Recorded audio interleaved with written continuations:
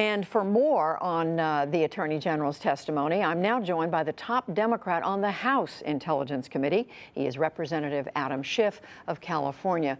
Congressman Schiff, thank you for joining us. I know you paid close attention to what was said today by the Attorney General. Did you come away with a better understanding of what has happened over the last year?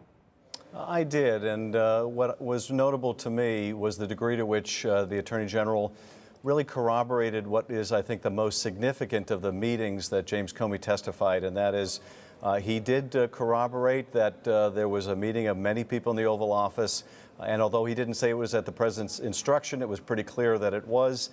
Everyone left the room except for James Comey and the president.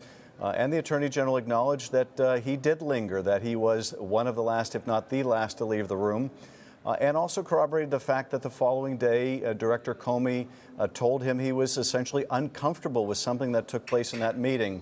That tells me that James Comey's testimony about that meeting is far more accurate than the president's statements about that meeting, because if there wasn't something uncomfortable about it, then why did the director go the next day to the Attorney General and say, "Don't leave me alone again with the president"? The other point I would make, Judy, is the one that you've been discussing, and that is we cannot accept this non-invocation of privilege as a reason to prohibit the Congress from finding out whether the Attorney General wrote a memo or wrote a letter along with the Deputy Attorney General to provide cover or pretext for a decision they knew was made on other grounds. Now, I don't know if that's the case because he wouldn't answer, but as it goes to the very heart of whether the president sought to interfere or obstruct the Russia investigation, we need to use whatever compulsory process is necessary to get those answers. And we heard at the end of the meeting, of the hearing rather, the chairman, Richard Burr, Senator Burr, asked the Attorney General to go back to the White House to see if there's more of his communications with the president and with anyone in the White House that they can share. Is that something that you think that's likely to produce some answers? Well, I don't know. I would certainly hope so. I will say this in light of the conversation that you just had with Walter Dellinger and Mr. Terwilliger.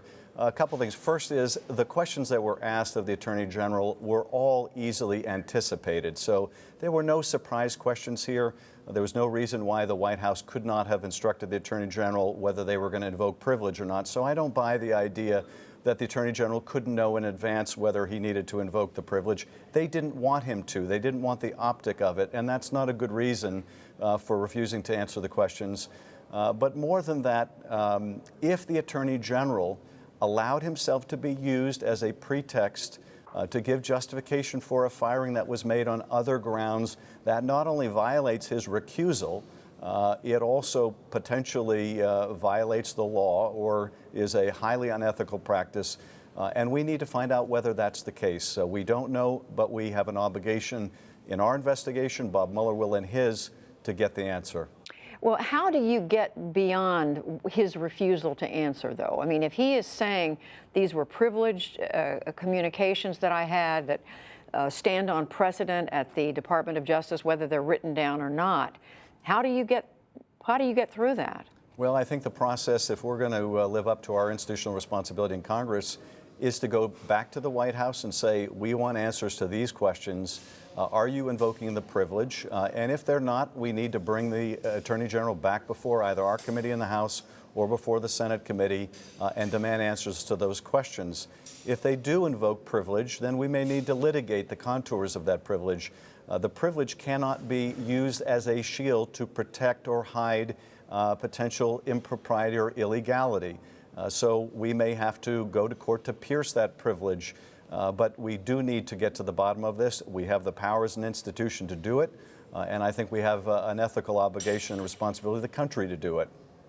Congressman, were you surprised when the Attorney General said that he had not sought any sort of briefing on attempts by the Russians to interfere in the election last year?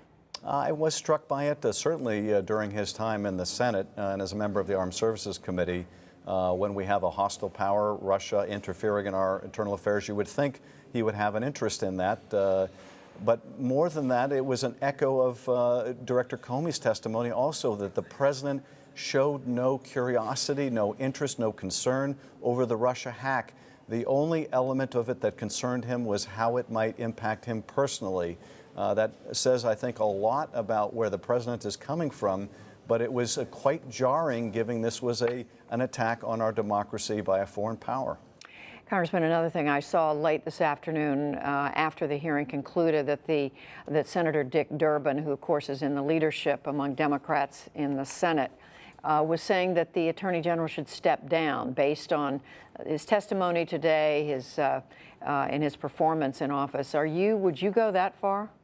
Well, I would want to pursue two things before I would be prepared to go that far. The first is to do whatever investigation we need to do to find out whether his testimony today about what happened or didn't happen at the Mayflower is accurate and can be corroborated or wasn't accurate, in which case we do need to consider the remedies that Dick Durbin talked about. But also, we need to get answers to the questions about what went into the firing of Director Comey. And if he refuses and doesn't have a legal basis to do so, then again, I think we may end up where Senator Durbin is. At this point, just quickly, Congressman, are you optimistic that Congress, your committee, the Senate committee, are eventually going to get to the bottom of this? Well, you know, I certainly hope so. I think we have to look at this in a very nonpartisan way and try to, as best we can, divorce ourselves of the consequences. But what is at stake here is really our system of checks and balances, and whether we're going to allow an administration not to invoke privilege, but just to say it's inconvenient for us to tell you the answers. It wouldn't reflect well on us, so we're going to invoke some inchoate privilege that doesn't exist. We can't tolerate that. We can't stand for that. And at the end of the day, I don't think Bob Mueller will, and Congress shouldn't either. Congressman Adam Schiff of California, the ranking Democrat on the House Intelligence Committee, thank you very much. Thank you, Judy.